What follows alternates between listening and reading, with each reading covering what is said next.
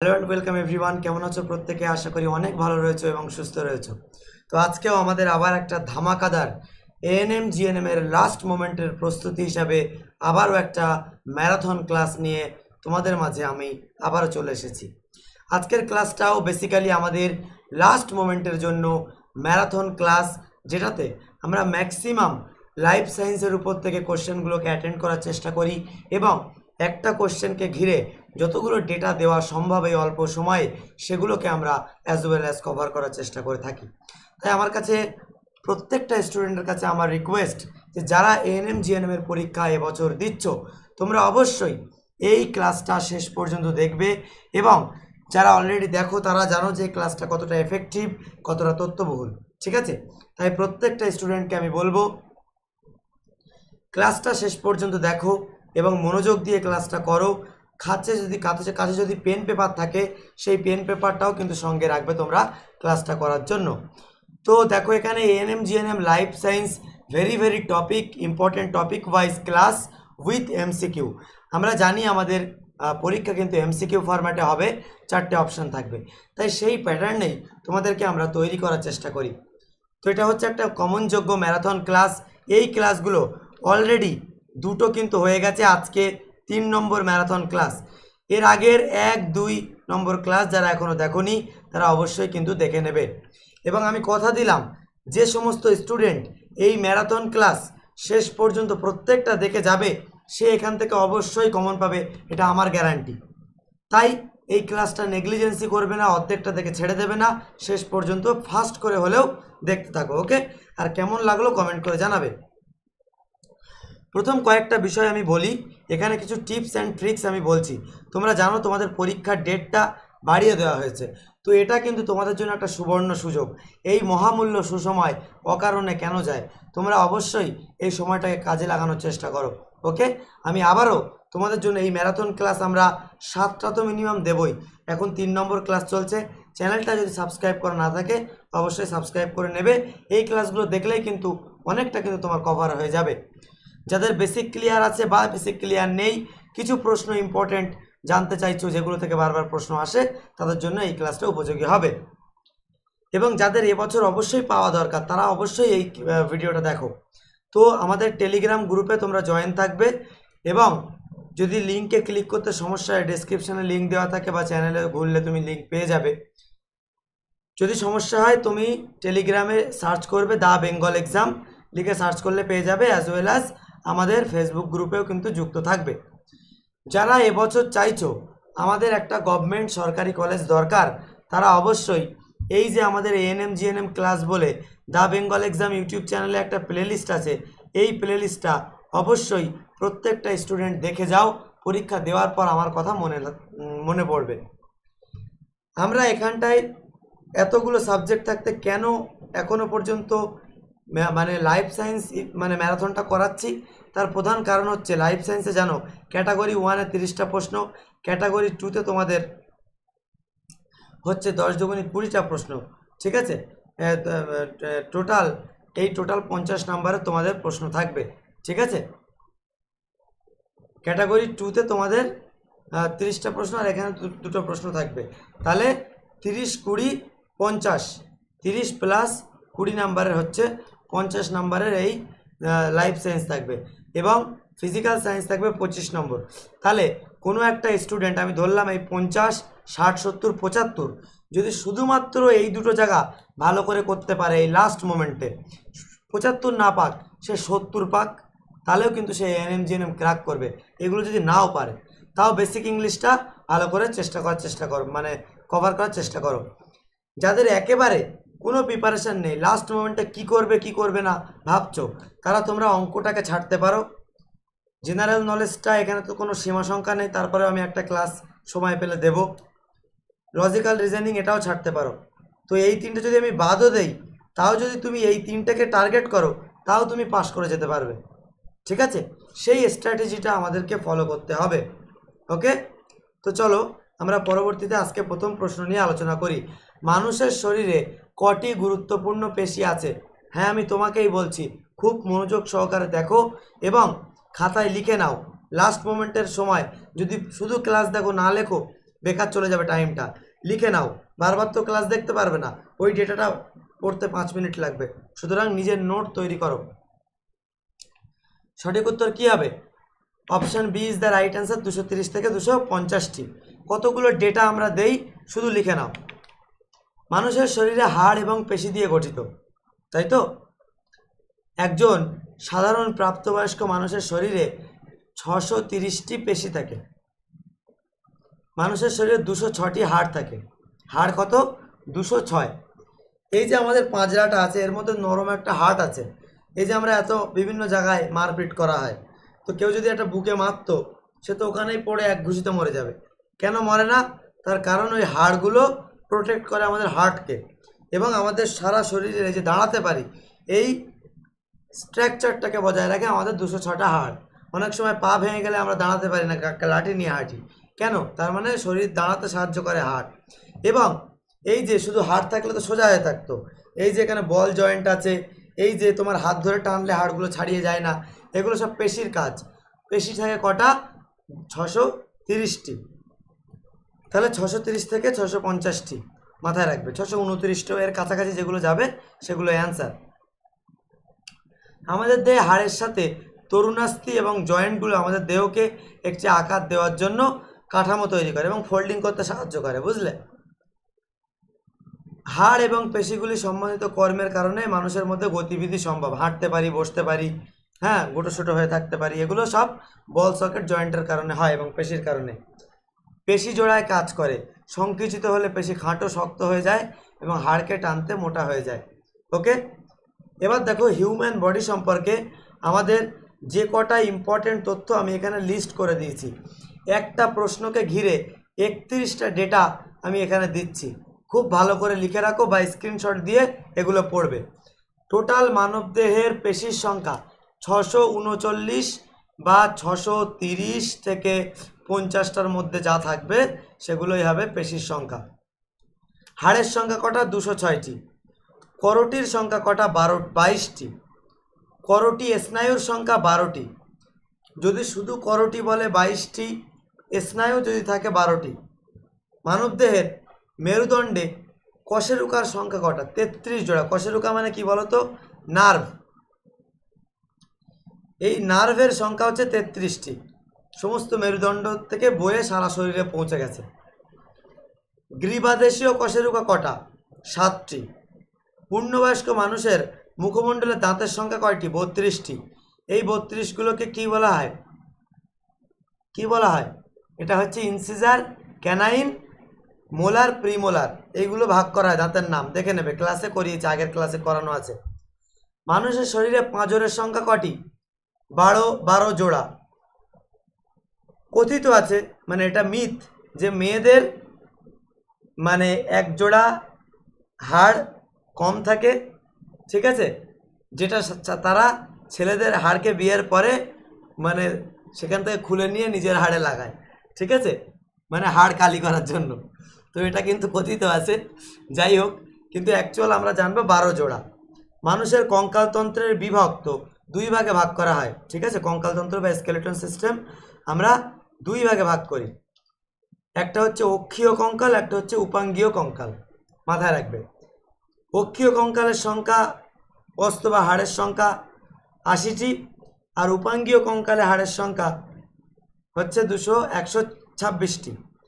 স্নায়ু সংখ্যা 31 জোড়া। মানুষের অস্থি গোলকের স্তর 3টি। মানবদের সবচেয়ে বড় বা শক্তিশালী হাড় ফিমার, যেটা আমাদের এই কোমর থেকে হাঁটু অবধি থাকে। সব থেকে ছোট হাড় স্টেপিস। প্রত্যেকটা পরীক্ষা আসে, যে কটা ডেটা এখানে দিচ্ছি এখান থেকে যে কোনো না কোনো প্রশ্ন তুমি পাবেই। শরীরে কোষের সংখ্যা 75 ট্রিলিয়ন। 75 ট্রিলিয়ন। শরীরের রক্তের আয়তন 5 লিটার। মেয়েদের শরীরে 3 থেকে 3.5 লিটার। লোহিত রক্তের কণিকার জীবনচক্র, life cycle of red blood corpuscle 120 দিন। হিমোগ্লোবিন কোথায় থাকে? লোহিত রক্ত কণিকায়। শ্বেত রক্ত কণিকার জীবনচক্র 3 থেকে 15 দিন বা 7 থেকে 15 দিন। লোহিত রক্ত কণিকার আরেকটি নাম এরিথ্রোসাইট। সব থেকে বড় শ্বেত রক্ত কণিকার নাম কি? মোনোসাইট। সব থেকে ছোট শ্বেত রক্তকণিকার নাম কি? লিম্ফোসাইট। তাহলে মনো হলে বড়, আর বলে না তোর মনটা অনেক বড়, তাই মনো হলে বড়। আর সব থেকে ছোট শ্বেত রক্তকণিকা লিম্ফোসাইট। মানুষের রক্তে পিএইচের মাত্রা 7.35 থেকে 7.45 পর্যন্ত পিএইচ। মূত্রে পিএইচের মাত্রা গড় 6.5। লালারস, এই যে লালারস স্যালাইভা, এতে 6.02 থেকে 7.5 মাথায় রাখবে। মাসিক চক্র 28 দিন। রক্ততঞ্চনের সময় 3 থেকে 5 মিনিট। তারপরে রক্ততঞ্চন মানে কি? ব্লাডকে ক্লটিং জমাট বাঁধতে সাহায্য করে। কোন ভিটামিন? ভিটামিন কে সাহায্য করে। সর্ববৃহৎ অন্তঃক্ষরা গ্রন্থি থাইরয়েড গ্রন্থি, যেটা ইন্টারনাল গ্রন্থিদের মধ্যে সর্ববৃহৎ ক্ষরিত করে এই গ্রন্থি। মনোপেজের বয়স 40 থেকে 50 বছর। মানবদেহে সব থেকে বড় গ্রন্থি যকৃৎ। যদি অন্তঃক্ষরা গ্রন্থি বলে থাইরয়েড, যদি শুধু গ্রন্থি বলে দেয় যকৃৎ। মানবদেহের দ্বিতীয় বৃহত্তম গ্রন্থি অগ্নাশয়। তাহলে এতগুলো ইম্পর্টেন্ট ডেটা হিউম্যান বডি সম্পর্কে একটা ক্লাসে তোমাদেরকে দিলাম। যদি ভালো লাগে একটা লাইক করবে। দ্য বেঙ্গল এক্সাম চ্যানেলের নতুন দর্শক হলে চ্যানেলটির নামটা মনে রেখে দাও, যেন স্বপ্নেও না ভুলো, দ্য বেঙ্গল এক্সাম। ঠিক আছে? এবং এই চ্যানেলটা সাবস্ক্রাইব করা না থাকলে সাবস্ক্রাইব করে দাও। তোমরা অনেক আমাদেরকে সাপোর্ট করছো। আমাদের চ্যানেল 70,000 সাবস্ক্রাইবার হয়ে গেছে। অবশ্যই সাবস্ক্রাইব করে আমাদের সঙ্গে থাকো। এ প্রসঙ্গে তোমাদেরকে একটা গুড নিউজ দিতে চাই। সেটা কি? আমাদের কাছে লাস্ট মোমেন্টের একটা সাজেশান বেস্ট আমরা তৈরি করেছি। 20-22 বছর অভিজ্ঞ টিচার সমৃদ্ধ। এবং কথা দিলাম, এই যে হিউম্যান বডি সম্পর্কে ডেটাগুলো জানলে এর বাইরে আসবে না। ভিটামিন থেকে তুমি যদি রাসায়নিক নাম, কেমিক্যাল নেম, কিসে পাওয়া যায়, মানে ডেফিসিয়েন্সি কি, বা তার মানে অভাবজনিত রোগে কি হতে পারে, এইগুলো যদি জানো, এর বাইরে ভিটামিন আসবে না। ঠিক এরমভাবে আমরা বিগত বছরগুলোর উপরে ট্রেন্ড অ্যানালিসিস করে কয়েকটা টপিককে সিলেক্ট করে সেই টপিকের উপরে এমসিকিউ আকারে আমরা যতগুলো প্রশ্ন সম্ভব হয় তার উপরে বেস করে এই সাজেশনটা তৈরি করেছি। এই সাজেশনের বাইরে থেকে কোশ্চেন আসবে না আশা করা যায়। সুতরাং নিশ্চিন্ত থাকো, এর থেকে প্রশ্ন আসবেই, আমি কথা দিলাম তোমাকে। Why we are best, selective MCQ আছে, life science, physical science, math, GK, reasoning, 5টা-6টা সাবজেক্টই এখানে কিন্তু থাকবে। All subject important topic wise more than 20 years experience teacher সাজেশনটা তৈরি করেছে। নিয়ে রাখো, কথা দিলাম পরীক্ষাটা দিয়ে হাড়ে হাড়ে মিলে যাবে যে কতটা এর থেকে কমন তুমি পেয়েছো। তাই এই সুযোগ মিস করো না। এটার দাম হচ্ছে 799 টাকা, কিন্তু বর্তমানে আমরা দিচ্ছি মাত্র 500 টাকা। তোমার যদি লস হয়, সর্বোচ্চ লস হবে 500 টাকা। আমরা বন্ধুদের সাথে একটা রেস্টুরেন্টে গেলে কিন্তু এর থেকে বেশি টাকা খরচা করি, আমাদের গায়ে বাঁধে না। কিন্তু একটা নিজের লাইফের জন্য ছোট ছোট বিষয় অনেক বড় বড় কারণ করতে পারে। এই সাজেশান যদি তুমি পড়ো আর এখান থেকে যদি প্রশ্ন আসে, তাহলে তুমি অনেকগুলো প্রশ্ন কমন পাবে এবং নাম্বারটা অর্জন করতে পারবে। যেহেতু পরীক্ষাটা বাড়িয়েছে, প্রশ্ন কঠিন হলেও হতে পারে। তাই যদি এইগুলো তোমার নাম্বারটা থাকে, যা সিকিওর থাকে, তাহলে তুমি ভালো নাম্বার পেয়ে একটাবার যদি একটা গভর্নমেন্ট কলেজ পেতে পারো, পুরো লাইফটা চেঞ্জ হয়ে যাবে। তাই অবশ্যই এটা আমার হাম্বেল রিকোয়েস্ট। আমরা অনেক দিন ধরে করাচ্ছি, খুব একটা এদিক ওদিক হবে না, এতটুকু বিশ্বাস করতে পারো। তাই সাজেশান নিতে এক্ষুনি আমাদের কাছে কল করো। সঙ্গে তোমরা সাজেশান নিলে আমার লাভটা বেশি, কিন্তু তার জন্য আমি প্রত্যেককে বলবো, আমাদের একটা মক টেস্ট আছে, 300 টাকার মক টেস্ট। আমি প্রত্যেককে বলবো এই মক টেস্টটা অবশ্যই নাও 300 টাকা দাম দিয়ে। এটার দাম ছিল 1000 টাকা, আমরা বর্তমানে নিচ্ছি 300 টাকা। কেন এই মক টেস্টটা দেবে? যে কদিন তুমি সময় পাচ্ছ, ইম্পর্টেন্ট টপিকগুলো আমাদের প্লেলিস্ট থেকে দেখো এবং এই মক টেস্টটা তোমরা দাও। প্রত্যেক দিন একটা করে 10টা মক টেস্ট তোমরা এখানে পাবে। তোমরা পরীক্ষা দেবে ওএমআর শিট, তাই না? প্রতি বছর 10% স্টুডেন্টের এমন হয় তারা ওএমআর শিটটা ফিল আপ করতে পারে না বলে তারা ফেল করে। 6 নম্বরের উত্তর 5 নম্বরে দেয়, 5 নম্বরের উত্তর 4 নম্বরে দেয়। এইভাবে নাম্বারিংয়ের কারণে ভুল হয়, ফিল আপ করায় ভুল হয়, সময় ফিল আপ করতে করতে চলে যায়, সব কোশ্চেন অ্যাটেন্ড করতে পারে না। এই ধরনের বিভিন্ন কমন জাতীয় সমস্যা প্রত্যেকটা স্টুডেন্ট প্রত্যেকটা বছরে হয়। তুমি ভেবো না যে আমি এটার এই ভুলগুলোর ঊর্ধ্বে। তাই আমি তোমাদের প্রত্যেককে বলবো, আমরা ওএমআর শিটের মাধ্যমে মক টেস্টটা নিচ্ছি। তোমরা যখন 10টা মক টেস্ট এই এখানে দেবে, 1000টা ওএমআর শিট তোমার মানে ফিল আপ করতে হবে। 1000টা ওএমআর ডট, ঠিক আছে, 10টা শিট 1000টা ডট যখন ফিল আপ করে তুমি 100টা দিতে পারবে, প্র্যাকটিস তোমার এমন হয়ে যাবে চোখ বন্ধ করে হলেও তুমি ওএমআর শিটে ভুল হবে না। একটা ঘোড়াকে ঘোড়সওয়ারি যখন চালায় তখন টকপক টকপক টকপক করে করতে করতে যায়, কিন্তু যেতে যেতে যখন সামনে একটা গাড্ডা পড়ে বলে জাম্প, ঘোড়া জাম্প মারে, আবারও যাচ্ছে, আবারও যেতে যেতে যেতে যেতে যখন আবার একটা উঁচু দেয়াল পড়ে বলে জাম্প, সে কিন্তু আবারও চলে যায়, সৈনিকটা এগিয়েই চলে। কিন্তু আবারও বলছে টকবক টকবক করে ঘুরছে, যেতে যেতে যেতে যেতে স্পিডে যাচ্ছে, সামনে একটা গাড্ডা পড়লো, ঘোড়সওয়ারি বলতে ভুলে গেল জাম্প, কিন্তু ঘোড়াটা অটোমেটিক্যালি কিন্তু জাম্প মেরে ঘোড়সওয়ারিটাকে যুদ্ধের ওই পারের ময়দানে নিয়ে যেতে সক্ষম হয়। এটাকে বলা হয় পাওয়ার অফ কনসিস্টেন্সি এবং একটা কাজকে বারবার করে করার ফল। তাই যখন এতগুলো ওএমআর শিট তুমি ফিল আপ করবে, ওএমআর থেকে তোমার আর আশা করা যায় ভুল হবে না। আর তুমি ডিরেক্ট যদি পড়ে পরীক্ষা দিতে চলে যাও, যে ভুল ত্রুটিগুলো হবে বাড়ির খাতায় হওয়ার সুযোগটা তুমি বন্ধ করে দিলে পরীক্ষার খাতায় ভুলটা হবে। তাই this is my humble request to you, যাদের মনে হচ্ছে এবার আমার একটা গভর্নমেন্ট কলেজ পাওয়া দরকার, আবারও সময় বাড়িয়েছে, মনে করো এটা তোমার নসিব, তাই সেটা মনে করে মক সাজেশান আর মক টেস্টটা নাও। 700 টাকায় দুটো মিলিয়ে হয় আমাদের সাজেশান 799, আমরা নিচ্ছি 500 টাকা এবং এটা হচ্ছে 300 টাকা, তাহলে কত হচ্ছে 800 টাকা। একসঙ্গে নিলে আমরা দেব 700 টাকায়। এই 700 টাকা লস করো, করে পরীক্ষাটা দিয়ে আসো, তারপর তুমি লাভ হলো না লস হলো মিলিয়ে নিতে পারবে। ওকে, এখানে আমাদের ওএমআর থাকবে, এই ওএমআরে তোমরা প্রত্যেকে প্রিন্ট আউট করবে, ওএমআরে পরীক্ষা দেবে, প্রত্যেকটা সেটের কোশ্চেন থাকবে এবং যেমন অ্যান্সার কি, প্রশ্ন নম্বর 1 পিডিএফ এবং 1-এর অ্যান্সার কি, মক টেস্ট 1-এর অ্যান্সার কি, মক টেস্ট 1-এর প্রশ্ন, এইভাবে মক টেস্ট 2-এর প্রশ্ন, মক টেস্ট 2-এর অ্যান্সার কি, সমস্ত সাবজেক্টের এইভাবে কমপ্লিট সাজেশান, সমস্ত সাবজেক্টের মক টেস্ট। যদি নিতে চাও এক্ষুনি আর দেরি করো না। অনেকে হয়তো ভাবো যে নেবো না, হ্যাঁ এই যা না এখন সময় নেই, যেগুলো নিজে পড়েছে এগুলোই পড়ো। আমি রিকোয়েস্ট করছি এগুলো পড়ে দেখো, লাভ পাবে। এই নাম্বারে কল করে ভিডিওটা স্টপ করে এবং আমার কাছ থেকে এটা এক্ষুনি নিয়ে নাও। প্রথম 20 জন এই হয়ে গেছে, তারপরে 20 জন বাড়িয়েছে, যারা 800টা 700তে পাবে, নইলে কিন্তু 800 টাকা দাম লাগবে। তাই এটা নিয়ে প্র্যাকটিস করতে থাকো এই কটা দিন, আর ভাবতে ভাবতে একটা দুটো দিন পার করো না, এখনই কল করো, করে আমাদের কাছ থেকে এটা সংগ্রহ করো, ফল তুমি পরীক্ষার হলে পাবে। ওকে, চলো পরবর্তী প্রশ্নে যাই। সবচেয়ে ছোট পেশির নাম কি বলো? ছোট পেশির নাম হয়ে যাবে স্টেপেডিয়াস।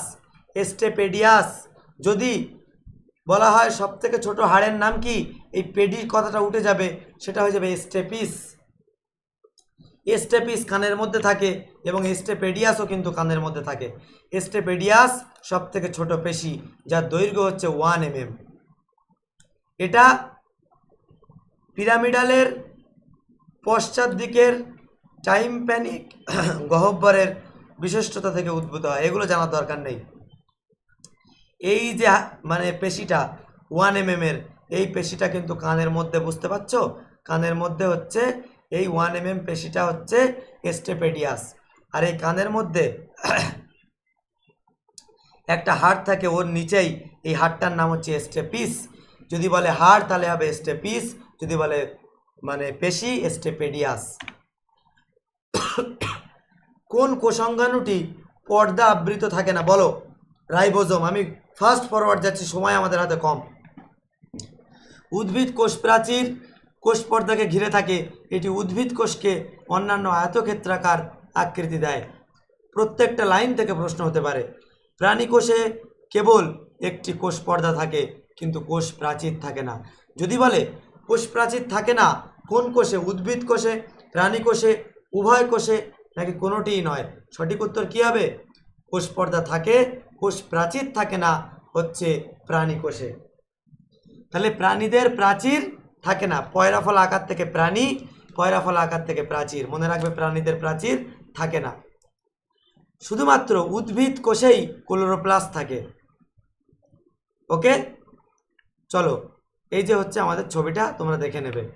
পরবর্তীতে চলে যাব, মানবদেহে ভিটামিন ডি তৈরি করে কে বলো? পেশিতে তৈরি হয়, স্নায়ুতে, নাকি চর্মে, নাকি অস্থিমজ্জায়? সঠিক উত্তর হয়ে যাবে চর্মে, মানে হচ্ছে চামড়ায়, চামড়ায়, ঠিক আছে। এবং এই চামড়ায় কালো হয় কারণ হচ্ছে মেলানিনের মাত্রার উপরে।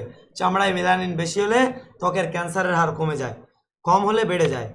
আচ্ছা, ব্যাকটেরিওফাজ ধ্বংস করে কোনটা বলো? Bacteriophage, bacteria. ওকে, চলো, অনেকে প্রশ্নের উত্তর করতে পারছো, তাদেরকে কংগ্রাচুলেশন। কটা অ্যান্সার দিতে পারছো কমেন্ট করে জানাবে। ব্যাকটেরিওফাজ হলো এক ধরনের ভাইরাস যা ব্যাকটেরিয়াকে সংক্রমিত করে। ব্যাকটেরিওফাজ শব্দের আক্ষরিক অর্থ ব্যাকটেরিয়া খাদক। ব্যাকটেরিওফাজ, ঠিক আছে। ব্যাকটেরিওফাজ তাদের ধারক কোষগুলোকে ধ্বংস করে দেয়। ব্যাকটেরিওফাজ ব্যাকটেরিয়া উৎপাদন রোধ করতে ব্যাকটেরিয়ামের কোষীয় উপাদান হাইজ্যাক করে এবং পরবর্তীতে কোষকে ভাইরাল উপাদান তৈরি করতে বাধ্য করে। পরবর্তীতে আমরা চলে যাব, পাকস্থলী হতে পাকস্থলীর রস ক্ষরণ উদ্দীপক হরমোনের নাম কি? প্রত্যেকটা হরমোন ক্ষরণ হয়, সেই হরমোনটার একটা উদ্দীপক থাকে, সেই উদ্দীপকটা সাড়া দেয়, তারপর হরমোনটা ক্ষরণ হয়। যেমন আমরা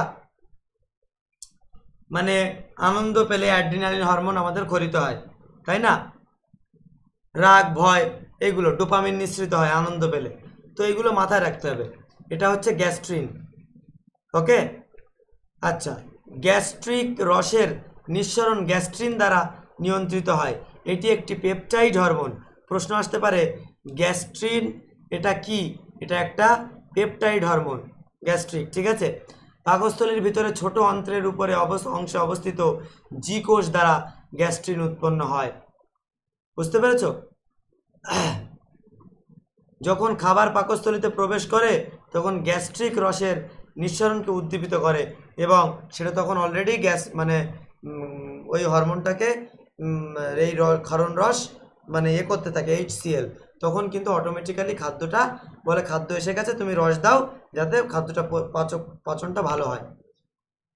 হেপারিন যেখানে তৈরি হয় সেটা কি বলো? সঠিক উত্তর কি হবে? যকৃৎ কোষে হেপারিন তৈরি হয়।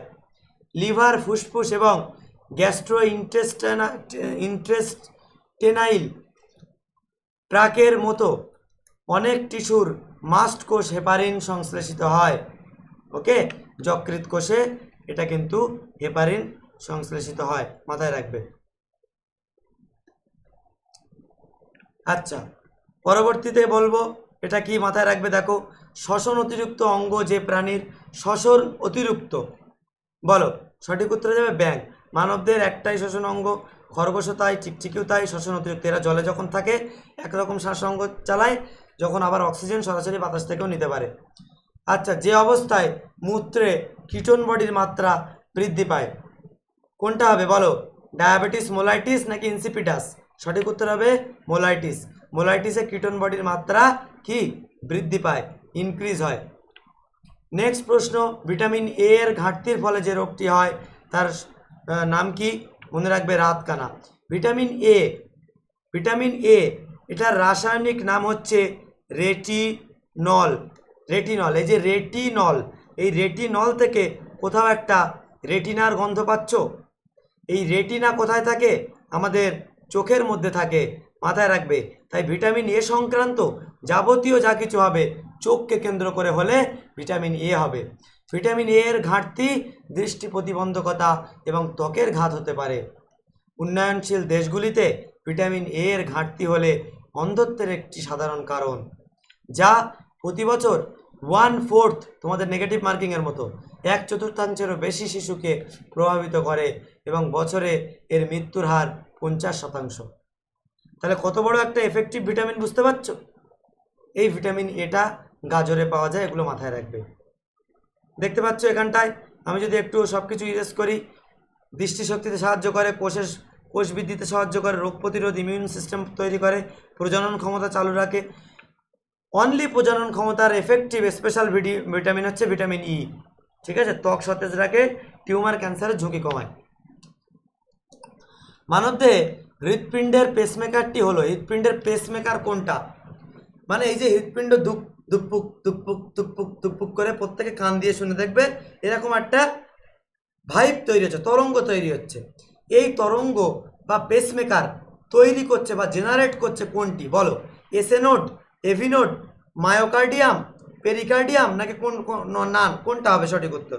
সঠিক উত্তর হবে এসএ নোড। এসএ নোড আর এভি নোডটা কি ভালো করে বুঝতে হবে। প্রথমেই আমি এর অবস্থানটা দেখাই। এই যে আমরা যদি চারটে ভাগে ভাগ করি তাহলে উপরে কি, উপরে থেকে অলিন্দ, উপরে থেকে অলিন্দ দন্তা নয় যায় অলিন্দ, আর নিচে দন্তা নয়সি চয়কার নিচে, এই নিচে থেকে কি নিলয়, নিলয়। তাহলে উপরে অলিন্দ নিচে নিলয়, এটা হচ্ছে বাম, এটা হচ্ছে ডান। তাহলে এই যে বাম অলিন্দর যে দূষিত রক্তটা আসছে, ঠিক আছে, এই যে নীল রক্ত থাকছে ঠিক এর এই জায়গাটায় একটা ছোট্ট মাংসর পিণ্ডর মতো থাকে, যেটাকে বলা হয় এসএ নোড। এই এসএ নোডের ফুল ফর্ম হচ্ছে সিনোট্রিয়াল নোড, ঠিক আছে। এই নোডটা কি করে? এই নোডটা generates, sinoatrial node generates an electrical signal, একটা হার্টে ইলেকট্রিক্যাল তরঙ্গ তৈরি করে, উৎপন্ন করে, পুরো হার্টটার ভিতরে ওই একমাত্র তরঙ্গটা তৈরি করে। ওই যে দেখো না, হার্ট অ্যাটাক করলে ইসিজির মধ্যে ওই মানে কারেন্টের ইলেকট্রিক্যাল শর্ট দেয়, ওই এসএ নোডগুলোকে অ্যাক্টিভ করার চেষ্টা করে, বুঝতে পেরেছো? তো কি করে, এই যে ইলেকট্রিক্যাল সিগন্যালটা তৈরি করে যার কজে কি হয়, দ্য আপার হার্ট চেম্বার, এই হার্টের আপার চেম্বারটা কি হয়, আর্টিয়া to contract, the signal then passes through the AV node. তার ঠিক নিচেই একটা নোড থাকে, তার নাম হচ্ছে এভি নোড। মানে ওখান থেকে যখন রক্তটা আসে, তখন ছোট্ট একটা দুপুক দুপুক করে একটা সিগন্যাল, ইলেকট্রিক্যাল সিগন্যাল তৈরি করে, এবং ওই দূষিত রক্তগুলোকে বলে যে ভাই তোমরা চলে আসো, এই জায়গাটা খালি হয়ে গেছে। তখন ওরা ওখান থেকে রক্তটা এই চেম্বারটাকে ফিল আপ করে দেয়। তখন উপরের নোডে আবার রক্ত চেম্বার ভরে যায়, সেটা আবার কসপিড ভালভের মাধ্যমে, এই যে কসপিড ভালভ, এই ভালভের মাধ্যমে নিচেই চলে আসে।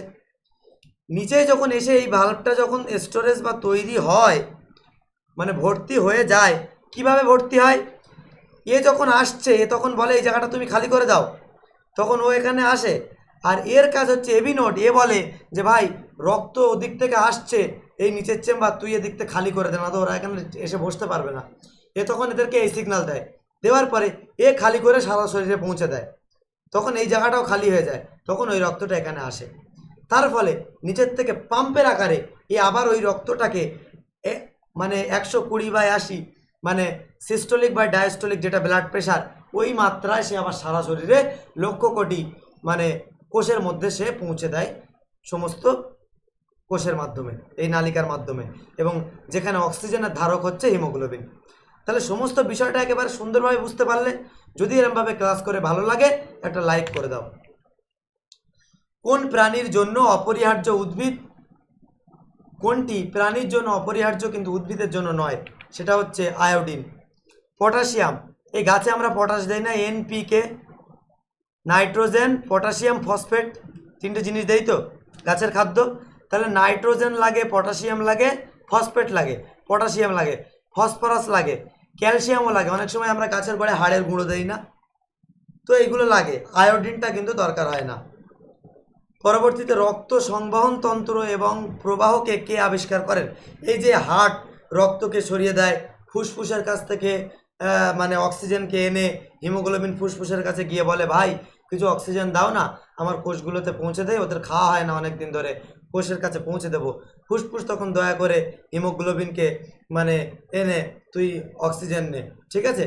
এবার অক্সিজেন নেয় ফুসফুসের কাছ থেকে, ফুসফুস গিয়ে লক্ষ কোটি কোষে পৌঁছে দেয়। পৌঁছে দেওয়ার পরে সে তখন ওখান থেকে কোষের মধ্যে থাকা মানে কার্বন ডাইঅক্সাইডকে সে নিয়ে এসে বলে ভাই এগুলোকে ফেলে দাও। তখন ও মাধ্যমে বাতাসে কার্বন ডাইঅক্সাইড মিশিয়ে দেয়। তো এই যে রিপারকেশন সিস্টেমটা চলে, এই যে এটাকে বলা হয় ব্লাড সার্কুলেটরি সিস্টেম। এই সিস্টেমটাকে প্রথম আবিষ্কার করেছিলেন উইলিয়াম হার্ভে, এবং তিনি বলেছিলেন রক্ত 120-তে যায় এবং 80-তে ফিরে আসে। এটা সিস্টোলিক, এটা ডায়াস্টোলিক, ঠিক আছে। এবং এটা মিনিটে 72 বার আমাদের হার্টটা স্পন্দন হয়, হার্ট বিট হয়, সেটা হচ্ছে 72 বার। এবং এই 72 বারের মধ্যে মেয়েদের 3.5 লিটার এবং ছেলেদের 5 লিটার রক্ত টোটাল পিউরিফাইং হয়ে এই সময় লাগে 72 বার, এবং আমাদের শরীরে 1 মিনিটের মধ্যে এটা হয়ে থাকে। আশা করি বুঝতে পেরেছো। ক্লাস যদি ভালো লাগে একটা লাইক করে দেবে। এই দাদু প্রথম উইলিয়াম হার্ভে এই জিনিসটা বলেছিল। তো এখান থেকে ব্যাপারগুলো আমি দেখিয়ে দিলাম। পরবর্তী প্রশ্ন, ক্লোরেলা হলো এক প্রকার শৈবাল। এটা ক্লোরেলা মহাকাশ শৈবাল নামে পরিচিত। যদি বলে মহাকাশ শৈবাল নামে কি পরিচিত, এটি মহাকাশে মানুষের খাদ্যের জন্য একটি উৎকৃষ্ট উৎস হিসাবে কাজ করে। এতে উচ্চমাত্রার লৌহ মানে আয়রন, যেটাকে আমরা এফি বলি, অনেক মেয়েদেরকে ডাক্তার খেতে দেয়, ভিটামিন এবং অ্যামাইনো অ্যাসিড রয়েছে এই শৈবাল, ঠিক আছে, যেগুলো এই মানে এরমভাবে হয়, ঠিক আছে, ব্যাঙের ছাতার মতো বলি। এটি সূর্যালোক, খনিজ পদার্থ এবং জলের উপস্থিতিতে হাইড্রোপনিক্স ব্যবহার করে সহজেই বৃদ্ধি পায়। হাইড্রোপনিক্স কথাটার সঙ্গে মনে পড়লো, আগের ক্লাসে বলিয়েছিলাম। হাইড্রোপনিক্স কি? এই হাইড্রোপনিক্সটা মানে মডার্ন সিস্টেমে মাটি ছাড়া চাষের মাধ্যমকে হাইড্রোপনিক্স বলে। অনেকে বাড়িতে মারা এই মানে একটা চুপড়ির মধ্যে ছোলা রেখে দেয়, আর তার নিচে আর একটা চুপড়িতে জল দিয়ে বুড়িয়ে রেখে দেয়। কিছুদিন বুড়িয়ে রাখতে দেখবে ওখান থেকে শিকড় নেমে ওখান থেকে কোনো মাটি ছাড়াই গাছপালা তৈরি হয়েছে, ছোলাগুলো কলিয়ে গেছে। এই যে সিস্টেমটা, এটা হচ্ছে হাইড্রোপনিক্স। তাহলে ছত্রাক কিন্তু মাটি লাগে না, ও জল পায় এবং সূর্যালোক পায়। এর ফলে কি হয়, ও হাইড্রোপনিক সিস্টেমকে ব্যবহার করে সে সহজেই বৃদ্ধি পায়, এবং এতে উচ্চ মাত্রায় সমস্ত উৎসগুলো থাকে। পরবর্তী প্রশ্ন, প্রোটোপ্লাজম নামকরণ করেন কে? পুরকিনজি। 1853 সালে দ্য ডুরজার্ডিন প্রোটোপ্লাজম আবিষ্কার করেন, ঠিক আছে, এবং তাকে সার্কড নামকরণ করেন। তাহলে জিনিসটা এক। 1835 সালে নামকরণ কী ছিল? সার্কড। এবং যেই পুরকিনজে 1839 সালে, তার ওই 4-5 বছর পরে, ঠিক আছে, প্রোটোপ্লাজম শব্দটি প্রবর্তন করেন। তাহলে মাল একই, নাম আগে ছিল হচ্ছে সার্কড, পরে হচ্ছে প্রোটোপ্লাজম। এরমভাবে প্রশ্ন আসতে পারে প্রোটোপ্লাজমের আগের নাম কি ছিল, ঠিক আছে। চলো, বৃক্কের গঠনগত কার্যগত কি? এটা হচ্ছে আমাদের নেফ্রন।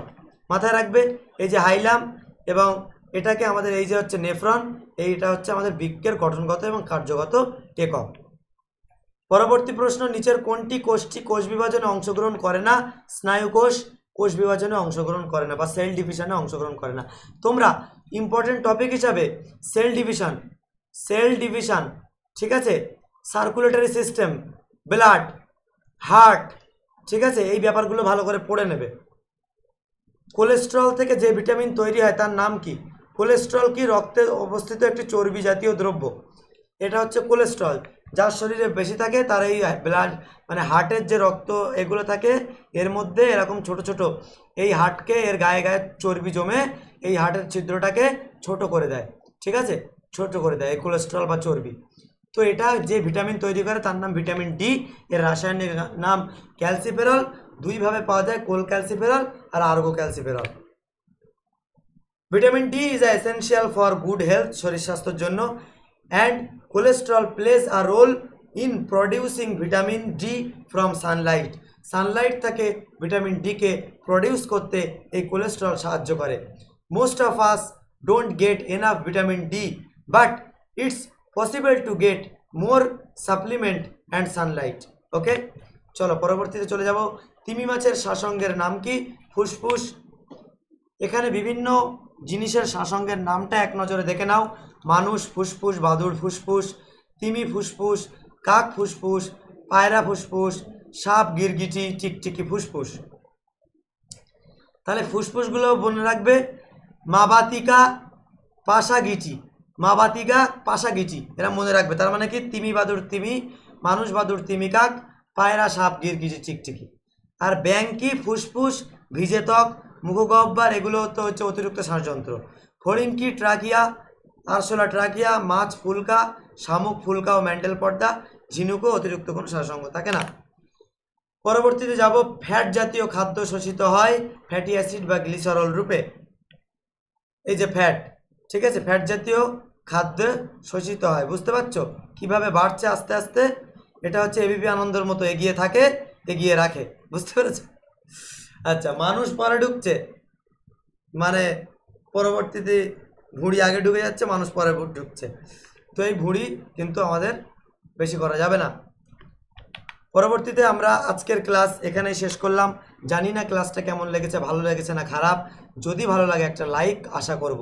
কথা বলতে আমার কিন্তু বুকের মধ্যে অলরেডি ঝিনঝিন করছে, কারণ আমার গলার মধ্যে অলরেডি ভয়েস স্ট্রেস দেওয়া আছে। আমি তবু চেষ্টা করব অ্যাটলিস্ট 5টা, মানে এই লাইফ সায়েন্সের উপরে দেওয়ার কারণে এই 5টা দেখে যাও, কমন পাবেই। সঙ্গে যারা সাজেশান নিতে চাইছো এবং মক টেস্ট যে কথাগুলো প্রথমেই বললাম নিতে চাইছো, মাত্র এখানে হচ্ছে 500, এখানে হচ্ছে 300, টোটাল হচ্ছে 800। এক্ষুনি ফোন করলে পেয়ে যাবে হচ্ছে মাত্র 700 টাকায়। যারা কল করতে চাইছো এই 700, আমাদের নাম্বার শুরু হচ্ছে 700 দিয়ে, 7003840858। এই নাম্বারে কল করে এক্ষুনি বুক করে এক্ষুনি আজকের থেকে এখন থেকে পড়াশোনাটা স্টার্ট করে দাও। আর ভিডিওটা ভালো লাগলে তোমার যারা বন্ধু বান্ধবরা আছে এএনএম জিএনএম এর প্রস্তুতি নিচ্ছে তাদেরকে শেয়ার করে দাও। দেখা হচ্ছে পরবর্তী ভিডিওতে। ভালো থেকো, সুস্থ থেকো। কেমন লাগলো কমেন্ট করে জানিও। মক টেস্ট নিলে এক্ষুনি ফোন করো। Wish you all the best. Thank you so much.